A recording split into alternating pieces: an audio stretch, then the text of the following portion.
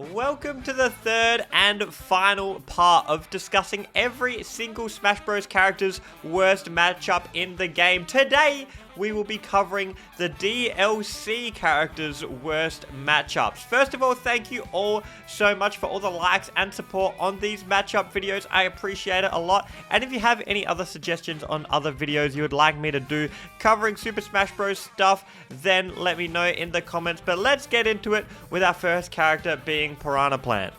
It is no secret that Plant is not one of the better characters in Super Smash Bros. Ultimate. They get comboed, they get juggled, and they get edgeguarded all pretty easily.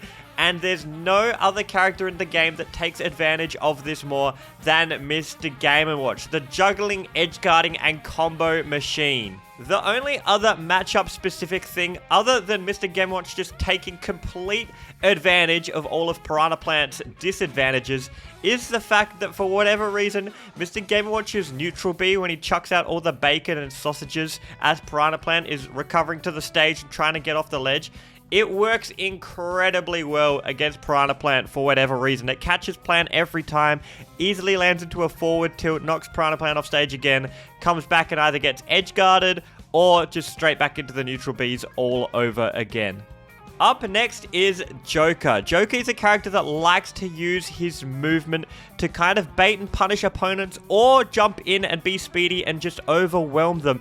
However, there is a character that outspeeds Joker and kind of shuts this whole game down, and that is Sonic. Sonic is obviously the fastest character in the game, and with Spin Dash, it's not really a move that you can kind of outspace and then punish. That's not how Spin Dash works. So Joker's best aspect of him being a good character is taken away in this matchup. Combine this with the fact that no other character in the game punishes Joker for getting Arsene more than Sonic. Arsene is supposed to power Joker up, make him kill opponents earlier, make him do more damage with his combos.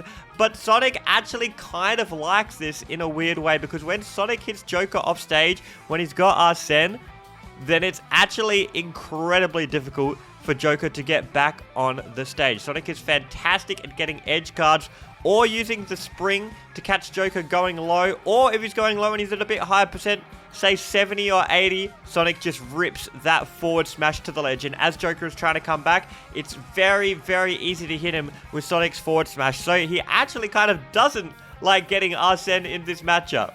Hero has a little bit of a Renita phobia, which is the intense fear of frogs and toads, and that is because Hero's worst matchup is Greninja. Greninja's small shuriken that kind of has no charge whatsoever, kind of shoots out very quickly, does 2%, doesn't do much against a lot of characters. However, against Hero, it actually is huge because it completely prevents Hero's ability to kind of go through and use the menu, because as soon as you get hit by a shuriken, it cancels the menu out.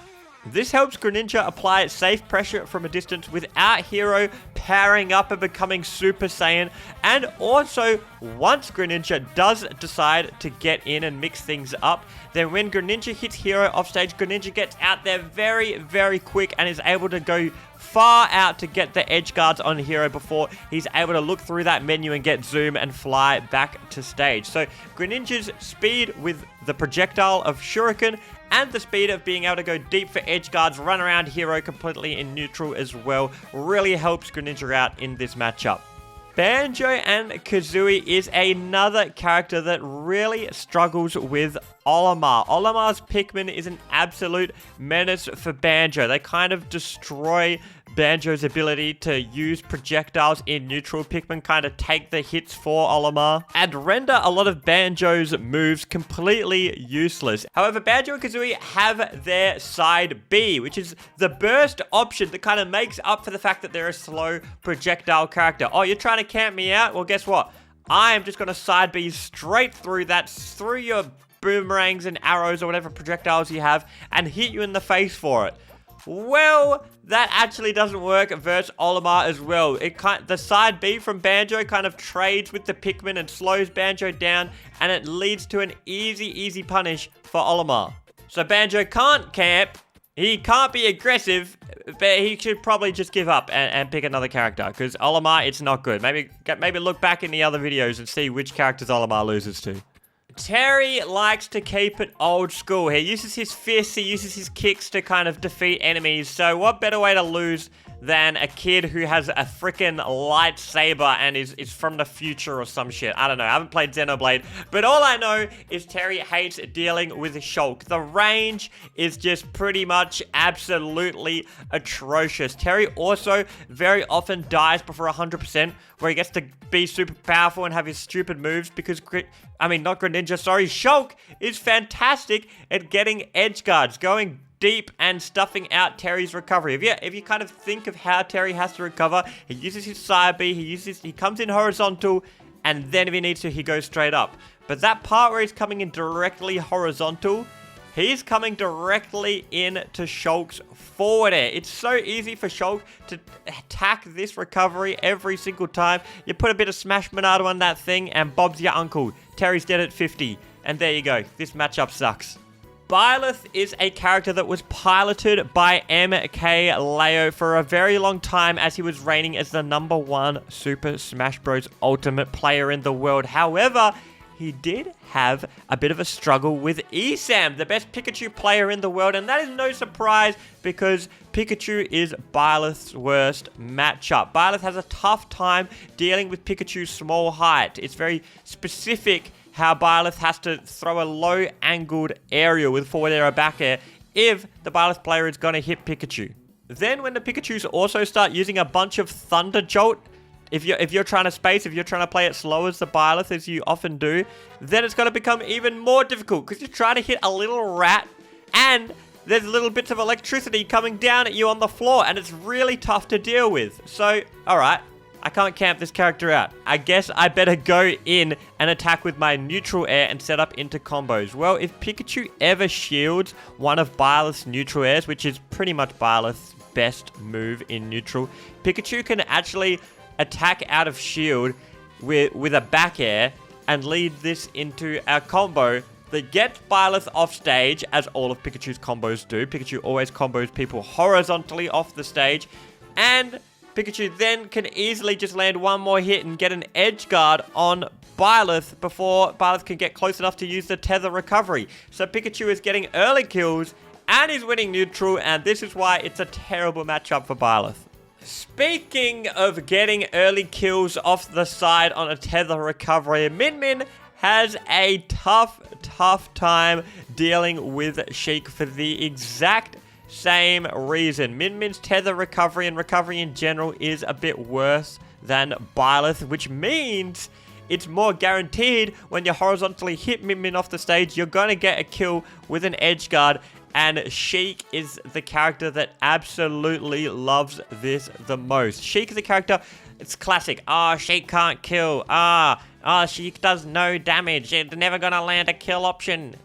Guess what? Against Min, she does. Sheik only needs like 2 hits in neutral to start a combo to get Min off stage and get the kill almost every time. And if you think about Sheik as a character in terms of how good she is at just winning neutral, she is very, very good at this. But usually her weakness is she can't kill. Her advantage state isn't that crazy.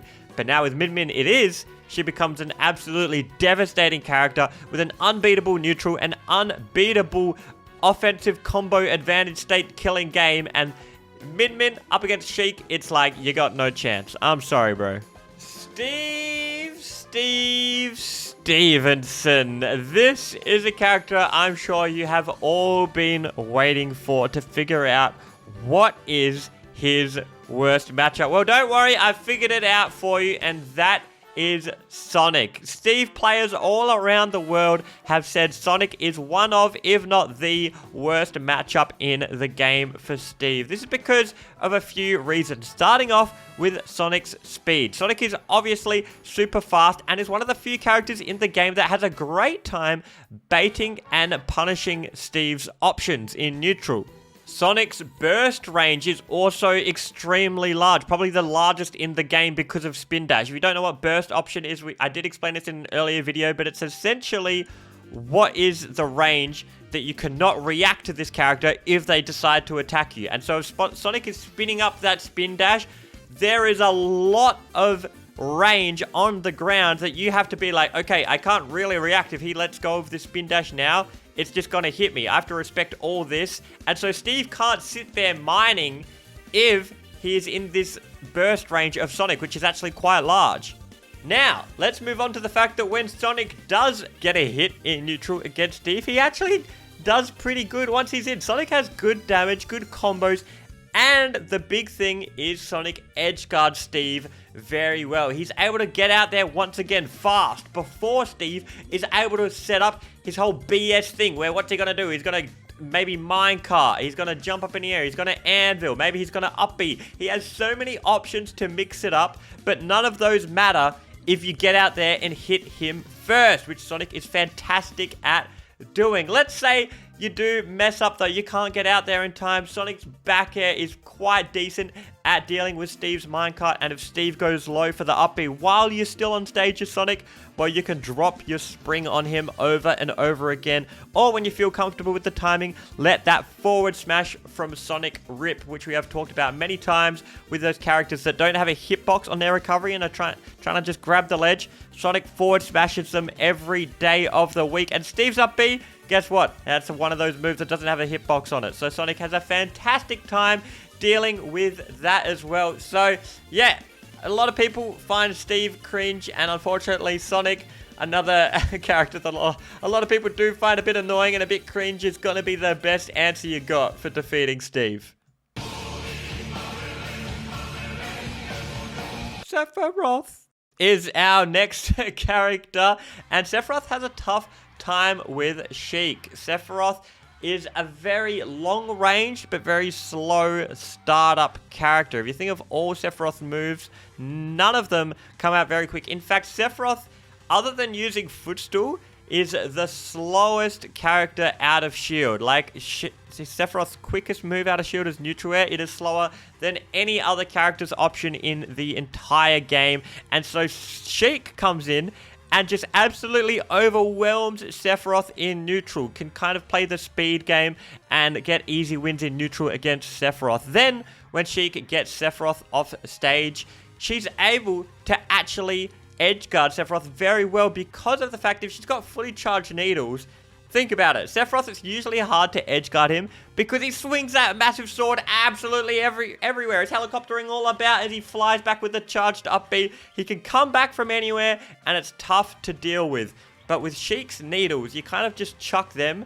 They deal with the whole sword situation as he's up being back to stage, and then it true combos into bouncing fish. And it's very easy to set up these needles on a character that kind of pauses and goes in a direct straight line as they recover back to stage. So yeah, Sheik has a very, very easy, surprisingly, time edgeguarding Sephiroth because of this matchup specific thing.